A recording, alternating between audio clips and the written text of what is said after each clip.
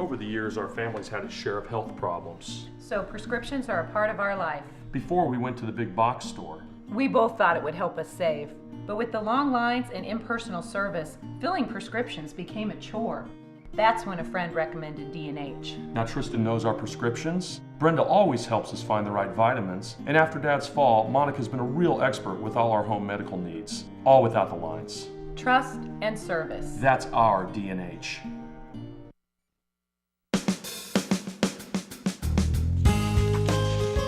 Good morning and welcome to Radio Friends. This is Thursday. It's July the 24th, and we've got two very special people here today to talk about something that is really very special. Let me introduce you first of all to Rebecca Johnson. Welcome back to Radio Friends, Rebecca. You're Professor and Director of Resources for Human-Animal Interaction. Did I get that title right? It's the Research Center for Human-Animal Interaction. Okay. Yes, at MU.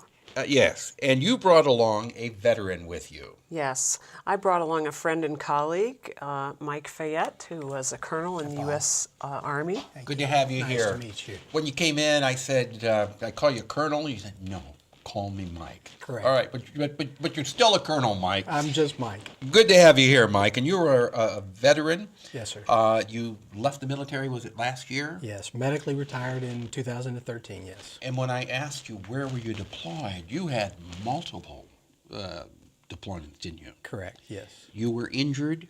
I was wounded in my last deployment to Iraq, and just south of Mosul, Iraq. Mm-hmm.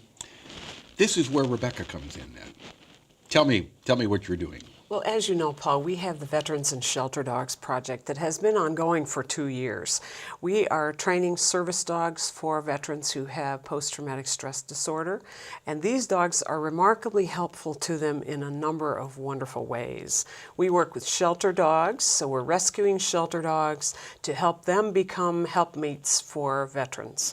And you have a shelter dog, which is sitting right next to Mike. Yes, we do. Is today the day that Mike receives his shelter dog, or is it tomorrow? Monday is the day. Monday's the official Monday, day. okay. Yeah. So tell me about the dog.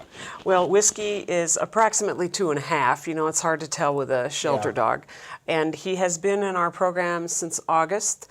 He learned all of his basic skills in record time, and he has then been engaging in a socialization activity. So we've been getting him in all kinds of places. And if you want to see Whiskey, we just got a shot of him. You can go to kbia.org, click on Radio Friends, and watch this segment. Whiskey is what kind of a dog?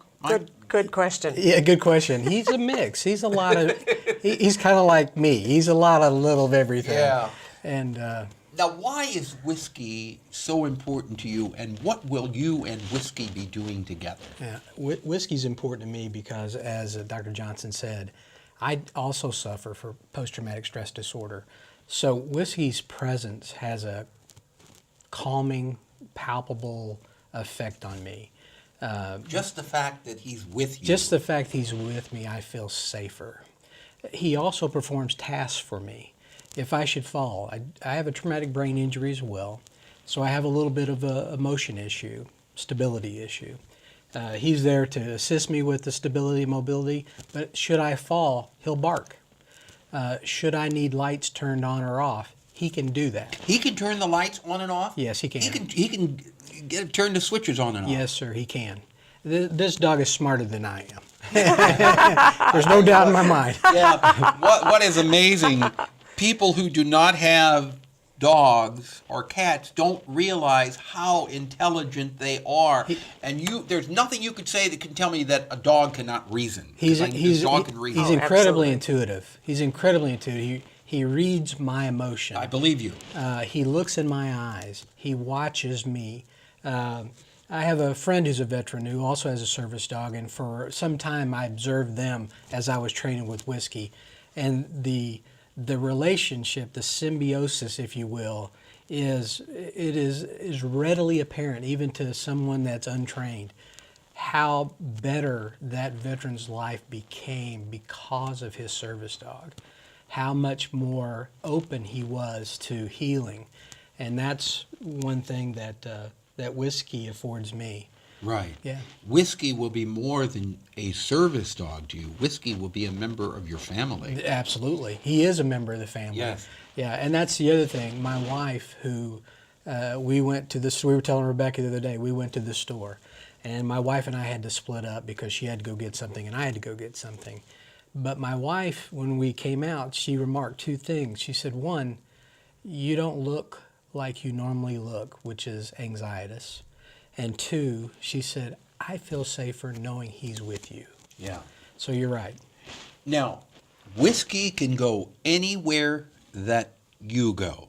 Whiskey can go into a restaurant. Yes, sir. Whiskey can go into a grocery store, a Yes. department store. Whiskey can fly on the airplane with you, right there with you, not in cargo, Right. but next to you in the seat. Correct. That's right. The Americans with Disabilities Act is pretty clear on this, erring on the side of the person with challenges. So if a dog has particular tasks that he or she performs for their person, they are a service dog. They're protected under federal law. So if anyone intentionally harms a service dog, it's a felony, and they are enabled to go anywhere. Yes. Now, there was an incident a couple of months ago on a flight, and I believe it was U.S. Air, where apparently the crew was not aware of that. And they wanted the service dog and the person off the airplane. Right. They were breaking a federal law at that point. And all of the passengers on the airplane sided with the service dog and the person, and they got off the airplane with them. Isn't that amazing? Yes. Yeah. Yes. Hopefully, the majority of people realize how important those service dogs are, and there are no problems. Oh, Absolutely. yes. Absolutely. Whiskey has a fan club. Yeah, through his training procedure, he's been everywhere. So he's a regular at the Panera Mall store every morning. And he has fans there, and they love him, and they're watching for him. And they're telling me to be sure and tell the guy who gets him that he has to bring him in so they can see him once in a while. Yeah. People have really enjoyed seeing him progress in his training and are very excited about the fact that he's going to help someone.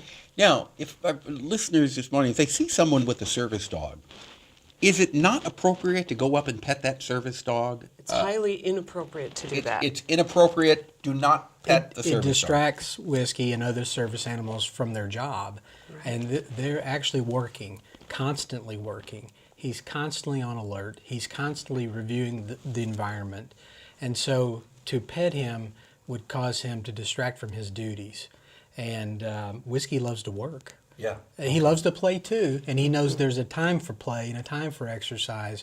But when he's on the job, if you will, he's on the job. All right. And that's when he has his vest on. Yeah. He knows that when the vest comes off and he gets the at Then ease it's playtime. command, then he's a crazy dog like any other dog. Mike, thank you so much Thanks, for coming Paul. by. Thanks for having Best me. of luck to Thank you. you, Rebecca, sir. thank you so much. If people want more information, we're out of time, but what's the phone number? 882-2266. 882-2266. Great. Thank you so much. Thank you, Paul. Rebecca Johnson.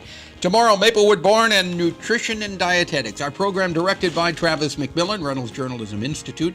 Audio, Pat Akers, KBIA. Our floor director is Lowell Thomas, and our assistant producer and guest coordinator, Uncle James Mauser. Bye-bye.